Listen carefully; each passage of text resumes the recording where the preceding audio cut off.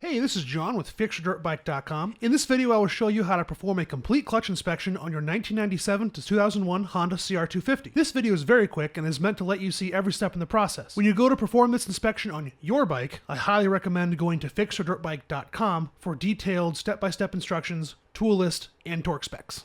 Start the inspection by removing the outer clutch cover. Then loosen the bolts retaining the clutch springs. The clutch assembly will spin freely, so secure the rear brake lever with a ratchet strap. Once the bolts are out, you can remove the springs and the clutch pressure plate. Remove the clutch pack. Next, pull the lifter and lifter rod. Bend back the tab of the lock washer. Doesn't have to be pretty, you're going to throw it away anyway. The center nut is torqued on enough where when you try to remove it, it will turn the back tire. Have a friend hold the rear tire or use an impact driver. Remove and discard the old lock washer. Pull the clutch inner and thrust washer. This is as far as we can go without removing the crankcase cover. Remove the coolant hose going into the water pump. Remove the water pump cover. Remove the kickstarter lever. Remove the bolts holding on the crankcase. Make sure to mark what goes where. If your cover is stuck, which it probably will be, just give it a tap with a hammer. Nothing too hard, just something to knock it loose. If the kickstarter pinion gets stuck, take a 3/8 ratchet extension and a hammer and tap it through the crankcase cover. Pull the crankcase cover and remove the old gasket. Now you can pull your clutch outer.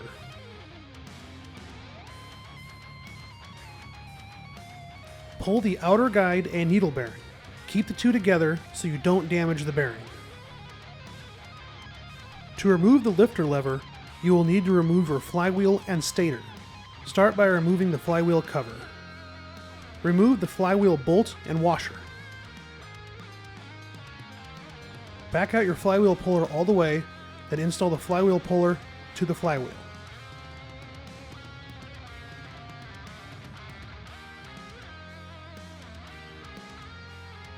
Remove the two bolts securing the stator. Pull the stator and lay it to the side. Disconnect your clutch cable and pull the lever. Inspect the pressure plate for cracks, warping, or unusual wear. Measure the width of the friction plates and check the tabs for damage. Check the clutch plates for warping. Fold a post-it note in half and try to slide the edge underneath the clutch plate. If it goes under, the plate is warped. Measure the free length of the clutch springs. Hold them lightly to get an accurate measurement. Check the clutch inner for excessive wear.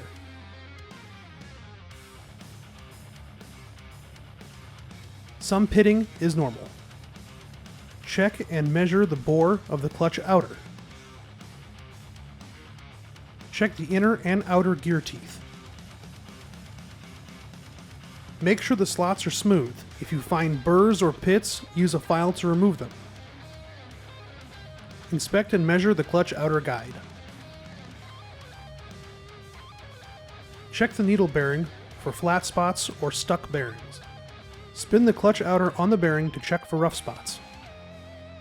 Test both ends of the lifter rod on the lifter lever for smooth operation. Inspect the lifter bearing by spinning the lifter. Check the lifter lever for bends, cracks, or signs of wear. Test the lever and the rod for smooth operation. While the flywheel is out, go ahead and check it for cracks and warping. Install the clutch lifter lever and attach the clutch cable. Install the stator. Install the outer guide and pilot bearing. The teeth on the clutch outer need to align to the idle gear and the primary drive gear.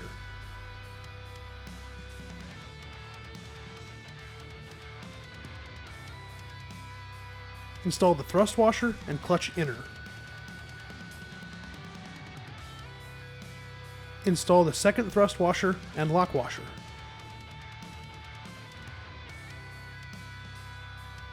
Screw on the center nut hand tight. Attach your homemade clutch holder and torque the center bolt.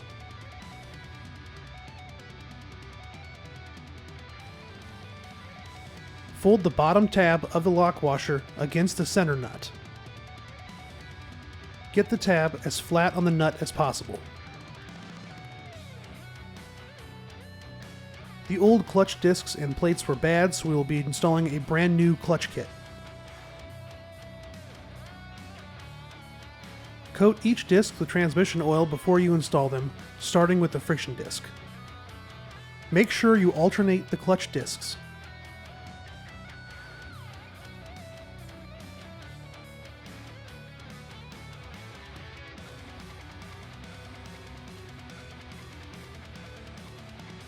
Install the lifter and lifter rod. Pull the clutch lever to ensure the lifter is seated properly. Now you can install the pressure plate and springs. Tighten the clutch spring bolts in a crisscrossing pattern to ensure even pressure. Torque the spring bolts using the same crisscrossing pattern.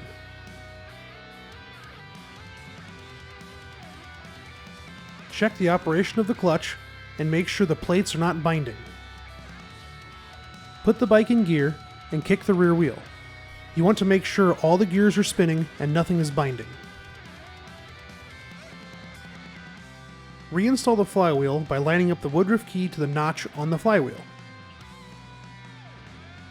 Install the washer and the bolt hand tight.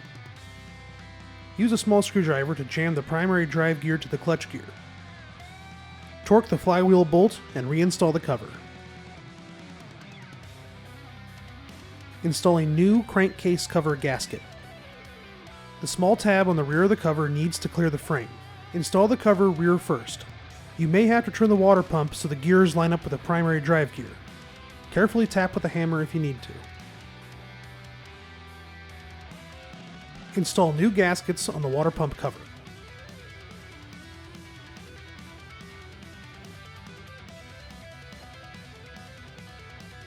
Starting with the water pump, begin bolting down the crankcase cover. Install a new O-ring seal on the clutch cover.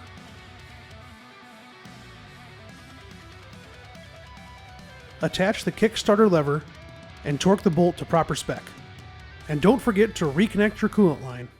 Don't forget to refill your oil and coolant before testing your clutch. Make sure to slip the clutch a few times to make sure the oil has saturated the clutch pack. You may need to readjust your clutch cable as well. Visit fixyourdirtbike.com for detailed step-by-step instructions, tool list, and torque specs.